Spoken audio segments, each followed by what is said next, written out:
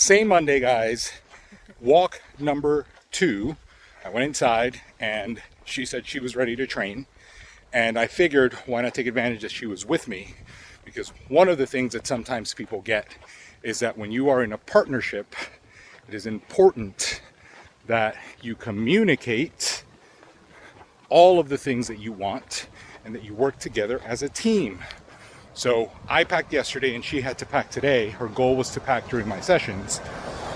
But we both agreed that we were going to work out together before we left. So she got her stuff done and I said, well, I'll go on another walk because I got to keep training and then we can go on this walk together. But I think that one of the things that gets lost in these kinds of partnerships, couples, is communication and a singular mission.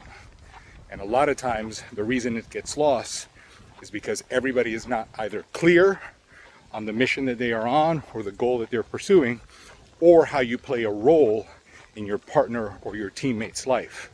Maybe we call each other teammates from now on. Definitely not. All right. But does that make sense to you guys?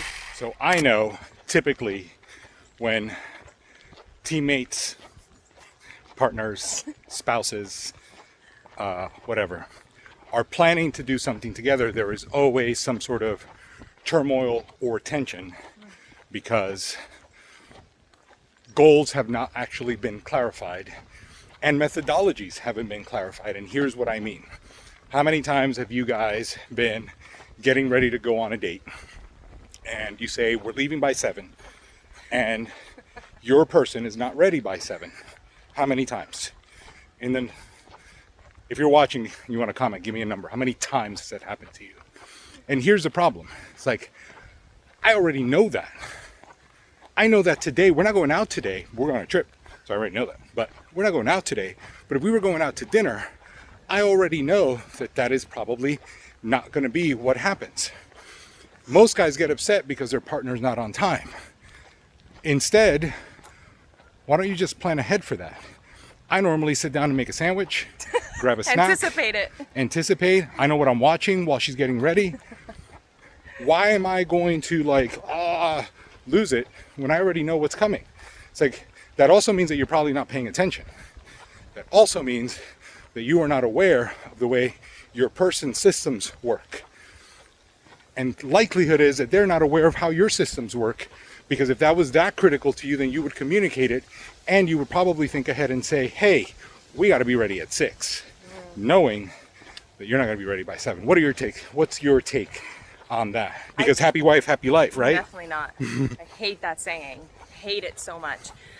I know it was a trigger. I think it's exactly that. Knowing your person's systems and not taking them personal, right? So it's like, if you are this way and I am this way, I hate the word compromise because it implies that you're not going to be able to be yourself, or that you're not going to be able to be happy with how you're functioning because you're trying to always accommodate the other person. And when you compromise all the time with everything, neither person's happy, so what's the point?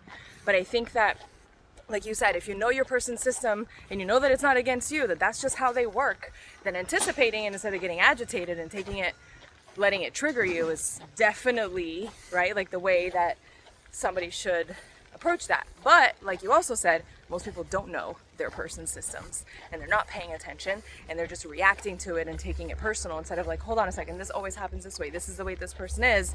So how about I just make sure I have a good experience inside of that?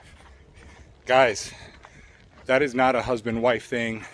That is just a people in general thing. The people that our kids, the people that you work with have a system. Your kids have a system. You have a system. We all operate a different way. And I think what happens is none of us take the time to pay attention to how we operate, and none of us take the time to understand how the people around us operate and how it can all be cohesive. Because the same way I said that about her, I have my things. I don't get ready until I feel like it. You think she's late because dinner? Shit, I'm not gonna get ready till I feel like getting ready. I don't give a shit what appointment we have or reservation. The party starts when I get there. And that's kind of how I operate for most things. And she knows that about me, so she's not gonna give me a hard time. So it isn't just a one way, I'm pushing this way. It's like we all have a thing. Pay attention to your thing and make sure that the people around you understand your thing and that you understand theirs.